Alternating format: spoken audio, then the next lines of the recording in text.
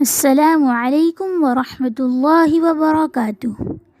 پیارے بچوں، آج ہم پڑھیں گے ایک نئی حدیث کہانی جس کا نام ہے راز کی بات۔ آج شاہ زمان بریانی سینٹر کے سامنے بہت رش تھا۔ قرب و جوار کے چھوٹے بڑے بہت سے لوگ شاپر اور برتن تھامے لمبی لمبی قطاروں میں لگے تھے۔ انتظار کسی کو بھی برا نہیں لگ رہا تھا کہ مزیدار اور گرما گرم بریانی مفت میں بٹ رہی تھی۔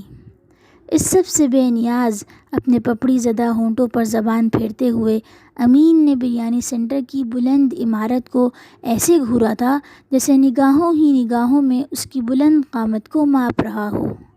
دیگوں سے اٹھتی اشتہا انگیز خوشبو نے بھوکی آنتوں میں آگ لگا رکھی تھی، مگر وہ قطار میں لگنے کے بجائے بریانی سینٹر کے ہال میں داخل ہو گیا تھا۔ اس کی کھوجتی نگاہیں سینٹر کے مالک شاہ زمان کی تلاش میں تھیں۔ بچے، باہر قطار میں لگو، وہاں ملے گی بریانی۔ سینٹر کے ملازم نے نرم آواز سے امین کو باہر جانے کا کہا تھا۔ نہیں، مجھے بریانی نہیں چاہیے، مجھے بریانی سینٹر کے مالک سے ملنا ہے۔ اس کی فرمائش پر ملازم کا ماتھا ٹھنکا تھا۔ نکلو یہاں سے، صاحب مصروف ہیں، وہ ہر کسی سے نہیں ملتے۔ ملازم کی طنزیہ نظریں اس کے مسکین حلیے پر جا ٹکیں۔ نہیں، مجھے ملنا ہے، مجھے ملنا ہے، مجھے ملواؤ۔ امین کے اصرار پر ملازم گڑبڑا سا گیا۔ کیا ہوا؟ کیوں شور ہو رہا ہے؟ ان کی تکرار سن کر بریانی سینٹر کا مالک خود ہی باہر نکل آیا تھا۔ صاحب، یہ بچہ آپ سے ملنے کی ضد کر رہا ہے، ملازم نے جواب دیا۔ شاہ زمان امین کی جانب متوجہ ہوئے تو وہ اٹکتی ہوئی سانسوں کے ساتھ کہنے لگا، مجھے آپ سے ملنا ہے، کچھ پوچھنا ہے۔ اچھا، اندر کمرے میں آ جاؤ۔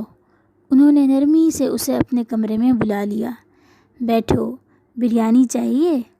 انہوں نے استفسار کیا۔ نہیں، مجھے بریانی لینے والا نہیں، دینے والا بننا ہے، مگر دینے والا کیسے بنتے ہیں مجھے نہیں علم۔ امین کا دل تیز تیز دھڑک رہا تھا۔ اسے مانگنا اچھا نہیں لگتا تھا، اسے قطار میں لگنا اچھا نہیں لگتا تھا۔ وہ ہمیشہ قطار میں کھڑے ہو کر لینے کو ناپسند کرتا تھا۔ اسے تو شاہ زمان کا باوقار انداز میں اخلاص سے رزق بانٹنا پرکشش لگتا تھا۔ شاہ زمان نے چونک کر امین کے چہرے کو بغور دیکھا تھا۔ سوکھے پپڑی زدہ ہونٹ اور عزم و ہمت سے جگمگاتی آنکھیں۔ شاہ زمان لمحہ بھر کو امین کے معصوم چہرے کو گھورتے رہے، پھر اپنے ملازم کو بریانی لانے کا کہا۔ چند ساعتوں بعد ملازم بریانی لیے حاضر تھا۔ بریانی کی پلیٹ امین کے سامنے رکھتے ہوئے شاہ زمان نے بریانی کی پلیٹ میں چمچ سے ایک لائن لگا دی تھی۔ کچھ حصہ خود کھا لو اور کچھ صدقہ کر دو، انہوں نے کہا۔ صدقہ؟ امین کو حیرت ہوئی۔ ہاں، صدقہ۔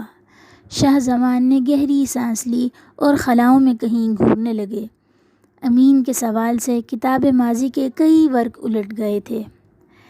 یہ ان دنوں کی بات ہے جب میں تمہاری طرح کمسن تھا۔ میں یتیم تھا، واحد سہارا بیمار ماں تھی جو کپڑے سی کر گزر بسر کا سامان مہیا کرتی۔ پھر ایک دفعہ میری ماں نے کہیں درس سنا جسے وہ اکثر میرے سامنے دہرایا کرتی۔ وہ درس مجھے آج بھی ازبر ہے۔ صدقہ اللہ کے لیے خرچ کرنے کا نام ہے۔ اللہ کی راہ میں خرچ کی گئی چیز کو اللہ گائے کے بچے کی طرح پال کر بڑا کرے گا۔ صدقہ کرنا ایسا ہے جیسے ایک دانے سے پودا اگے، اس پر 7 سٹے لگیں اور ہر سٹے میں 100 دانے بن جائیں۔ صدقہ دینے والے کو روز قیامت باب الصدقہ سے پکارا جائے گا۔